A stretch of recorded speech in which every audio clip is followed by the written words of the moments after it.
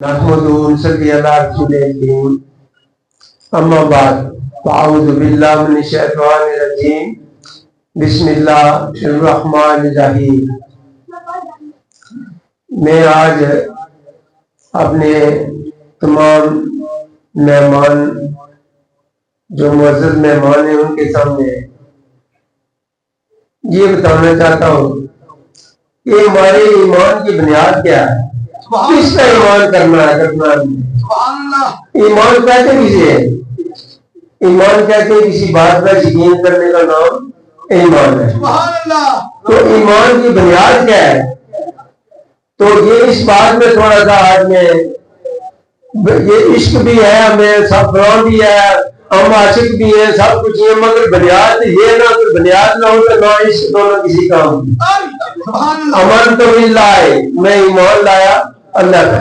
ईमान की तारीफ क्या है? मुफस्सल ये तारीफ व मलाइकाती, तमाम फरिश्तों का सारियों का ताबूत है। बाप आदम से लेकर मोहम्मद रसूलुल्लाह का दीन एक ही है।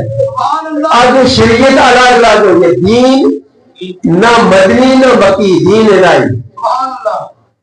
शरीयत हर नबी का अपना कानून जाता, उसे शरीयत कहते हैं। किस पे चल का हमें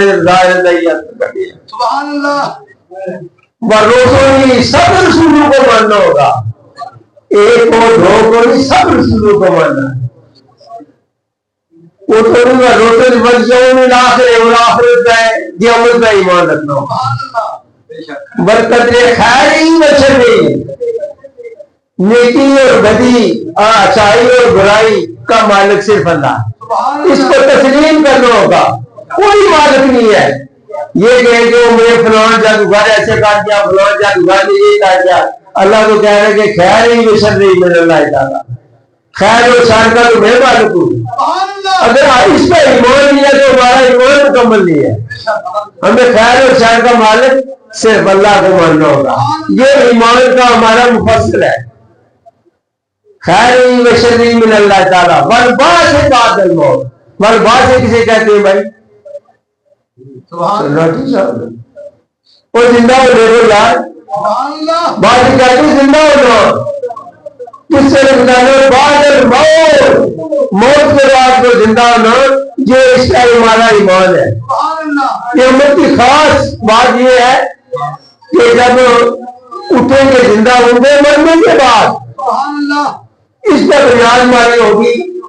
तो इश्क भी हमारा, तो जिक्र भी हमारा, तो शरीयत भी हमारी, तो सब कर ये ईमान की हमारी बुनियाद भी नहीं, तो फिर ये तामीर होगी कैसे? ये तो हम सब लोग ऐसे करते हैं। तो देखे कि मेरा तो किसी ने राशन बंद कर दिया, तो क्या फिर खैर नहीं बशर्रा अल्लाह ताला का इनकार नहीं हुआ? जब वो तो कह रहे हैं खैर शर का मेरा बदला को मैं देता हूँ, जिसको जितना चाहे तो देता हूँ। अगर वो देने वाला है तो हम ये देंगे, वो हमारा किसी ने रिज़्क बंद कर दिया, तो फिर क्या ये ईमान की सिर्फ ईमान की ईमान मुसफ़र में ये इसी इनकारी है? ईमान की बुनियाद तो ये है, इस पर आगे तामीर होगी। हम चलेंगे इस पर, फिर नेकुमार भी करेंगे इस अदूर के अंदर रहकर, इस बाहर रहकर भी अंदर रहकर। तो दीन तमाम नबियों ने जो दीन है ना, वो जो अल्लाह का हुक्म है, वो ला इलाहा इल्लल्लाह। सबसे अफजल जिक्र ला इलाहा इल्लल्लाह, जिसे जिक्र तौहीद भी कहते हैं, नफी इस्बात भी कहते हैं। दुनिया की हर ख्वाहिश की नफी करना, निकालना, इसे नफी इस्बात कहते हैं। ला इलाहा इल्लल्लाह, ला यहाँ दिल से निकालने, कोई इला नहीं मेरा, मैं किसी को इला नहीं मानता। इला मैं किसी को बिल्कुल सवाल ही पैदा नहीं, मैं किसी को नहीं मानता। हाँ, दुनिया की तमाम ख्वाहिशात बुराइयां तर्क करता हूँ। ये जो दाया कंधा इससे हाँ करे, तमाम बुराइयां तर्क करता हूँ, फिर अल्लाह की तरफ तवज्जो करते ही अल्लाह की तरफ लगाए। इस कारण को अल्लाह की तरफ ला इलाहा दी फेर भारी तो इल्लल्लाह दर आया, और जब तक ला इलाहा दी भारी नहीं उन्होंने दिखाई, झाड़ू नहीं दिया, ला इलाहा किसी को निकाल नहीं दिया हमारे दिल सो हमने इलाहा ना रखे, जादूगर को हम मान दे तो ये दुनियादार को वो ऐसे कर देगा, ये तकदीर को मान ले। देखो एक बात मान ले, ये आप सारे मौजूद है कि इस वक्त इमरान खान के साथ बेशुमार लोग, मखलूक सारी एक तरफ है, मगर हुकूमत नहीं दी किसने, तकदीर ने नहीं दी। अगर अल्लाह चाहता, जिसे चाहता वो बादशाह दे देता, जिसे चाहता फकीर बना देता। इससे क्या पता चला, वाकया कुदरत के हाथ में है।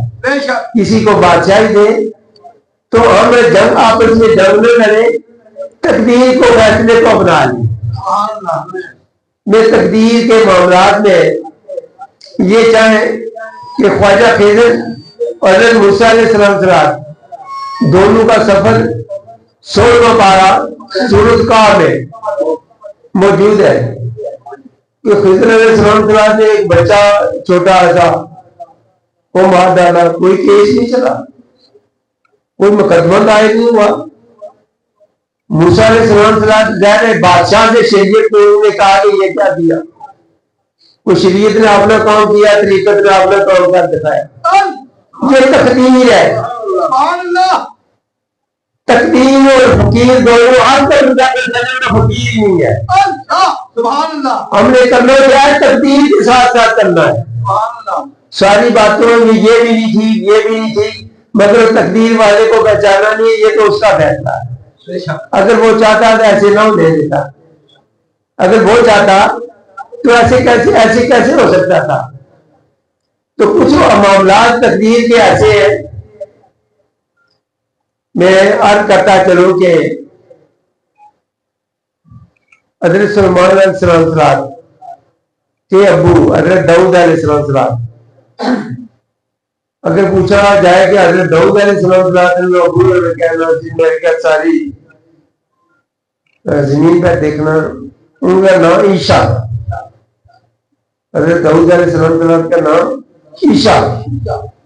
हमें दीन सीखना चाहिए, प्रैक्टिकल करने वालों से सीखना चाहिए।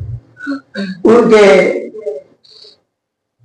तो उम्मत के एक आदमी ने किसी की गाय घर आई तो दबा करना शुरू कर दी, दबा की तो उसके गोश्त के टुकड़े बना रहा था, तो इतने में उसका मालिक आ गया, वो आया करते तो ये तो मेरी गाय थी तो आपने दबा कर दी। मैंने तो दबा तो कर दिया, उसके गोश्त टुकड़े बना रहा था।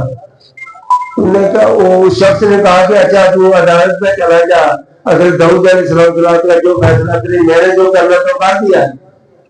जब हज़रत दाऊद अलैहिस्सलाम की खिदमत में हाजिर हुआ, लगा मेरी गाय ज़बह करते रंगे हाथों पकड़ा गया। वो कह रहा कि मानता नहीं है, वो कहता कि जाओ अदालत में, मैंने जो करना था कर दिया। हज़रत दाऊद अलैहिस्सलाम ने फरमाया कल आ जाओ। तो दूसरे दिन ये तारीख वहीं से चली आ रही है, आज किसी की कोई मजाल नहीं।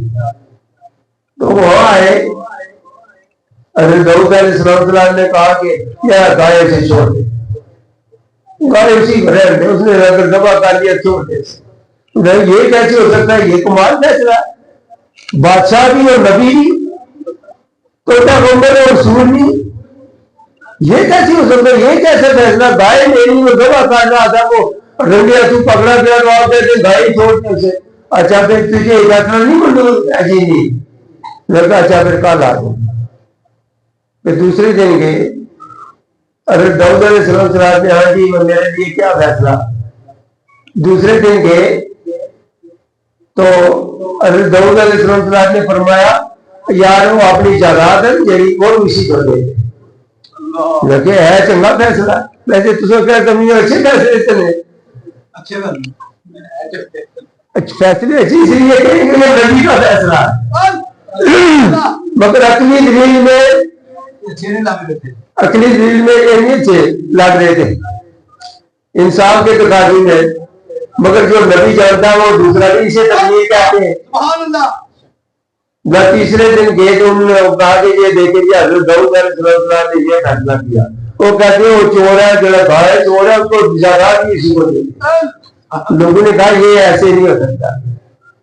अरे दाऊद अलैहिस्सलाम ने ऐसा फैसला कैसे कर सकते हैं? उन्होंने कहा ऐसे किया, जोड़कर देख लो, जान चलो मेरे साथ। जब सब जमा हो गए तो अच्छा जी ये हजूर ये आपने फैसला किया, ये कह रहा है कि ये फैसला किया और नहीं मैंने ये कैसा इंसाफ, ये क्या हुआ? लोग क्या सब मेरे नाल चलो, साथ मेरे चलो। सब साथ गए, एक नदी के किनारे पे गए, एक सर सबज और शादाब एक दरख्त था, उसके टेरियां उस पौधे के साथ लगती तो उसको ले खाती।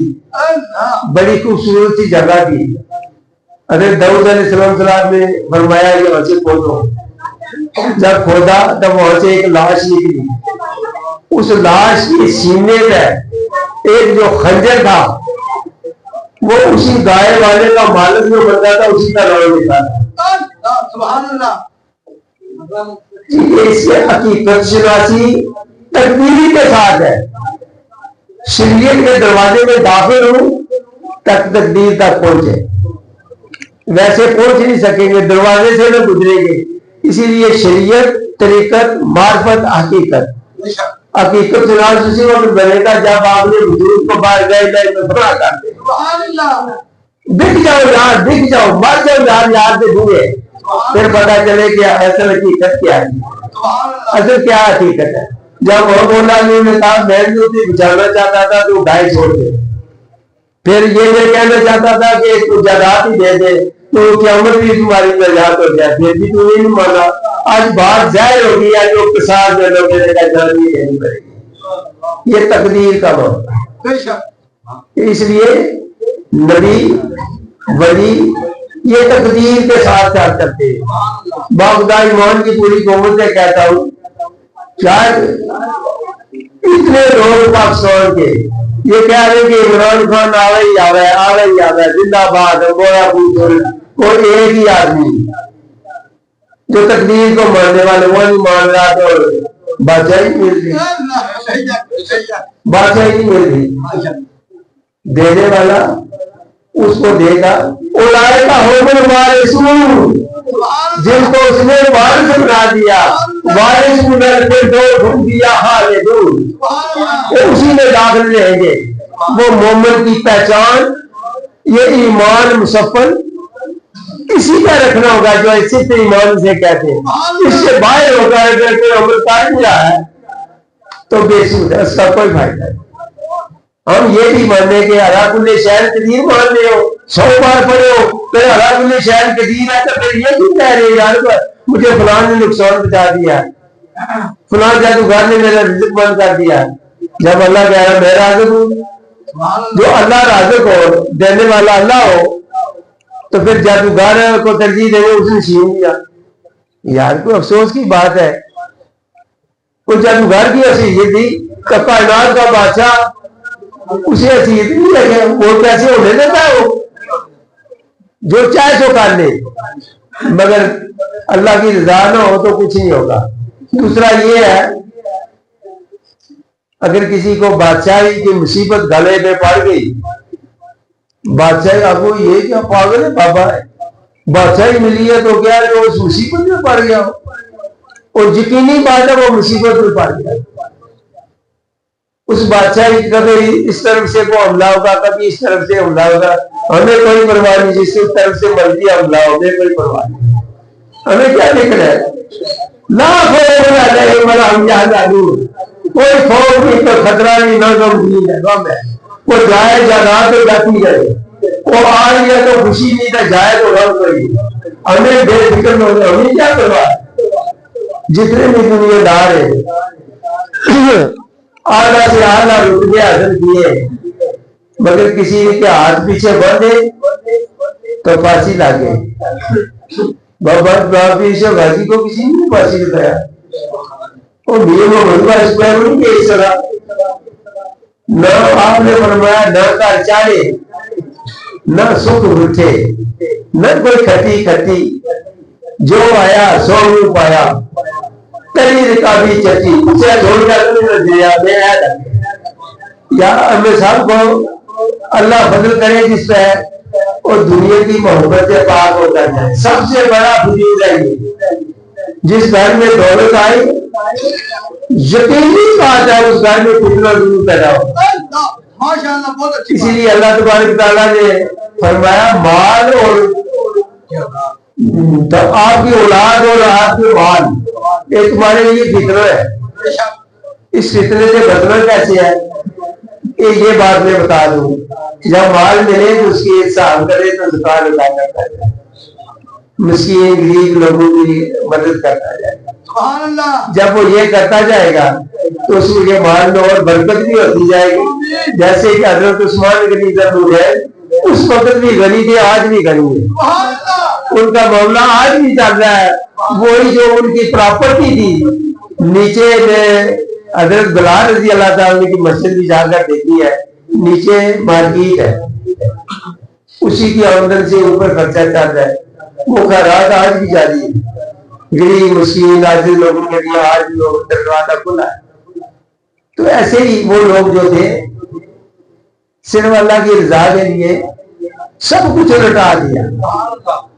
अपने मैं ईमान की पूरी कुव्वत से कह रहा हूँ, अगर दुनिया में मालिक बन करना रहेंगे ये मेरी चीज, ये मेरी सबसे बड़ा चीज है कि ये मेरी चीज है।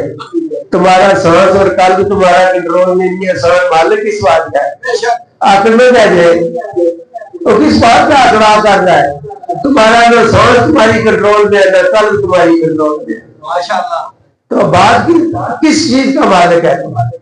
ये निकल जाए, सांस भी खड़ा हो जाए, कल भी रुक जाए, तो फिर किसका मालिक है? क्या जमीन से क्या कर देगी, वो जायदाद से क्या कर देगी? सबसे कुछ नसीब वो है अगर माल मिले तो ज़कात दी,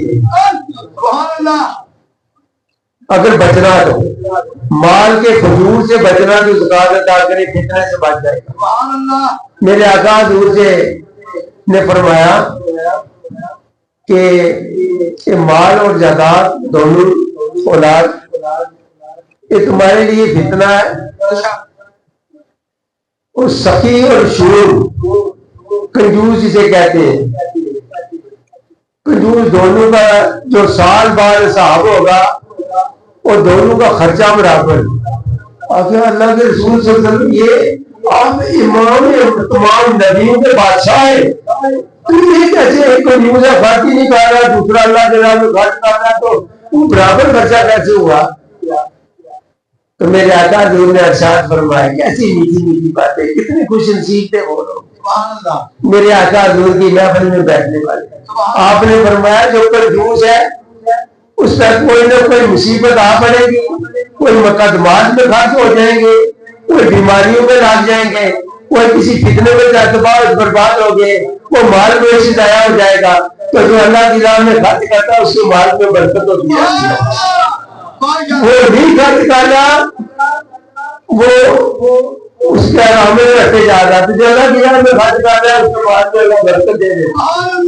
जब खर्चा दोनों का जो वो बराबर हो जाए, इसलिए मालिक बन करना रखो मेरे दोस्तों। मैं बहुत खूब तरीके से जानता हूँ, मेरी 83 साल उम्र हो गया है और मैंने देख लिया बेशुमार जंगलों दरियाओं में शहरों में घूमा फिरा हूँ। मैंने देख लिया इस दुनिया की मोहब्बत करने वालों को जिल्लत और रसवाई के अलावा मैंने कुछ नहीं देखा। जो अल्लाह और उसके रसूल की मोहब्बत में डूब गए और जिंदगी का आखिरी सांस भी उनकी मोहब्बत में गुजार दिया, उनकी कब्र के किनारे से कोई जूते लगाकर जाए, लोग जूते मारे उसके साथ है। ये अल्लाह के दोस्त के कब्र के किनारे से गुजरा, जूते लाकर उसकी कब्र की मट्टी को भी इज्जत हासिल है जो इस इंसान को हासिल की। तो मैंने बेशुमार दरबारों में भी गया हूँ। करामत के पीछे न जाहिर करें, करामत में फलां में ये करामत थी, फलां में ये करामत थी। सबसे बड़ी करामत पैरवी रसूल, अल्लाह के जिक्र और इबादत। हजरत बायजीद गोस्वामी रहमतुल्लाह की खिदमत में एक आदमी हाजिर हुआ, तो कहने लगा 14-15 दिन रहा, और तो कहने लगा हजूर में जा रहा हूँ इजाजत दे। मैं क्या तो आया किस लिए था? आया इसलिए था कि वहां को हमें करामत मिलेगी और पता चलेगा। तो देखा तो वहां तो यहाँ तो कुछ भी नहीं है, तो मुझे तो कोई करामत नजर नहीं आई। तो हजरत बायजीद गोस्वामी रहमतुल्लाह इरशाद फरमाते कि इतने अरसे में वो गैर शरह बात भी सुनी है, देखी है? उन्होंने कहा ये तो कोई नहीं देखी मैंने। उन्होंने कहा सबसे बड़ी करामत ये है, पैरवी रसूल में रहना, जिक्र इलाही में रहना, सोम सलात की पाबंदी करना। आप अपना नाम परहेजगारों में, अबादत गजारों में लिखेगा, सर ना ही नहीं होगा, फिर उसे कुछ और भी दे देता है, अपनी कुदरत के नजारे कराता है, सैर कराता है। असरा तो मेराज मोहम्मद बनकर नमाज पढ़ो तो नाराज क्यों तो होना यार? फिर ख्याल दूसरे का आया तो उस बार का इलाज में खड़े हो, कायनात के बादशाह के सामने खड़े हो, तो दूसरे का ख्याल आ रहा है यार, आपने खुदा को खुदा ही नहीं माना, फिर कैसे माना आपने? तो ये मेरी तरफ से मैं जो को बयान करना चाहता था, ये पैगाम देना चाहता हूँ कि अल्लाह तबारक तआला ने जो हमारी सिर्फ ईमान है क्या, किस पे ईमान रखना है, किस पे यकीन करना है, इन चीजों पे यकीन करना है। एक भी छोड़ेंगे तो ईमान का अमल ना होगा। आपको